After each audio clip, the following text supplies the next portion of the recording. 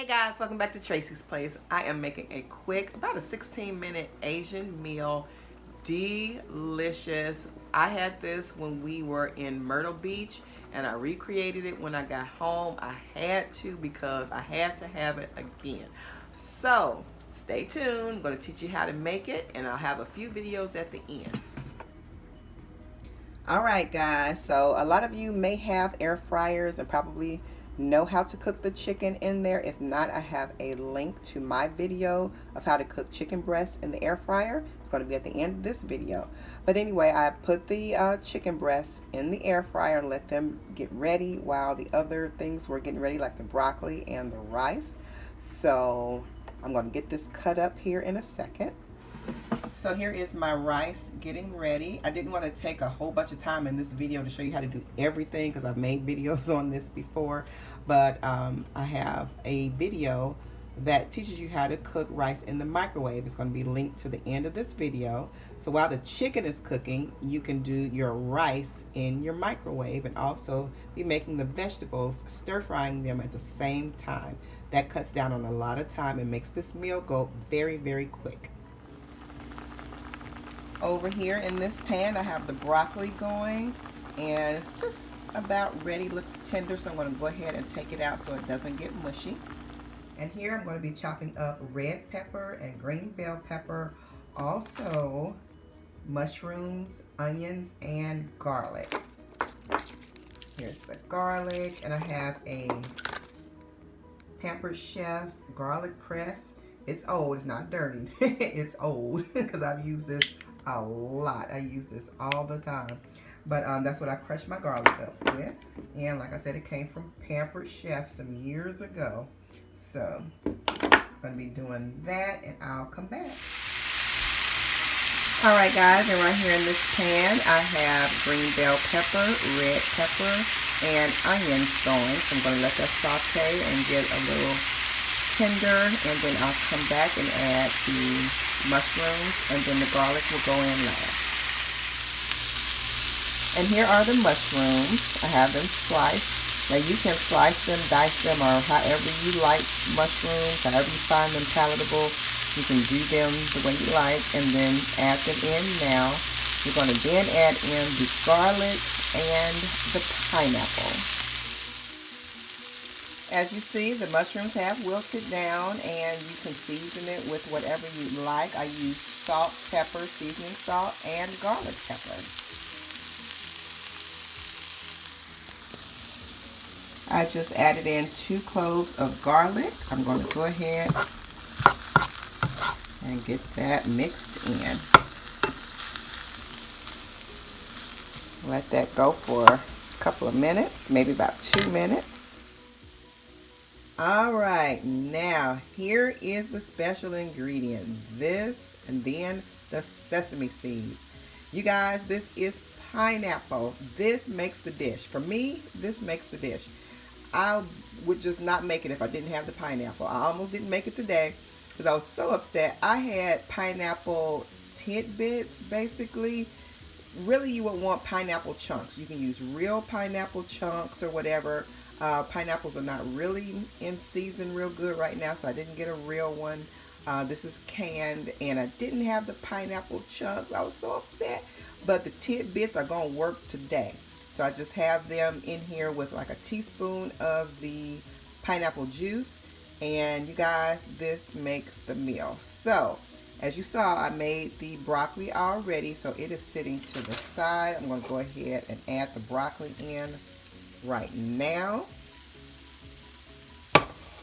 I'm going to add in the sesame seeds here in a second. And they're just sesame seeds that I got from Kroger. So I'm going to shake that in. You can put in as little or as much as you like. That's the thing about this dish. You can put in as many ingredients as you like, as much of the ingredients as you like. Okay, I love sesame seeds, so I'm putting this in. Okay, that's going to be enough.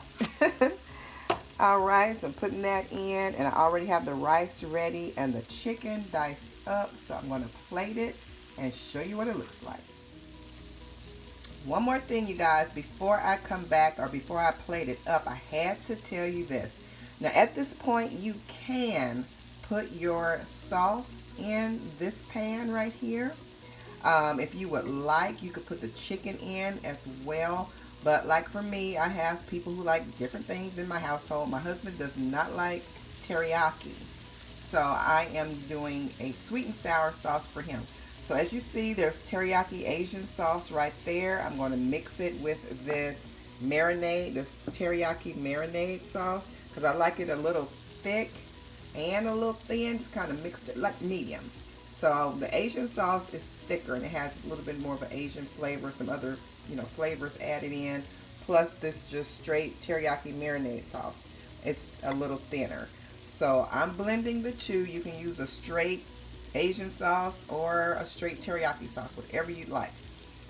Now for my husband, I'm doing a sweet and sour sauce. So since I'm doing two different sauces, I'm going to warm the sauces for about 12 to 15 seconds. And then when I plate the meal, I'm going to put the sauce on last and stir it up. Okay? You can also do this if you have some family that want chicken and some that want beef. If you have beef steak or whatever, and then some want chicken. You can just, mix everything up together right here in this pan, the broccoli, peppers, onions, all that stuff together, and add the other things last, the meat and the sauce last. Here we go, guys. Oh my goodness, this is such a good little meal. I have here rice, and then I have the chicken, diced chicken on top.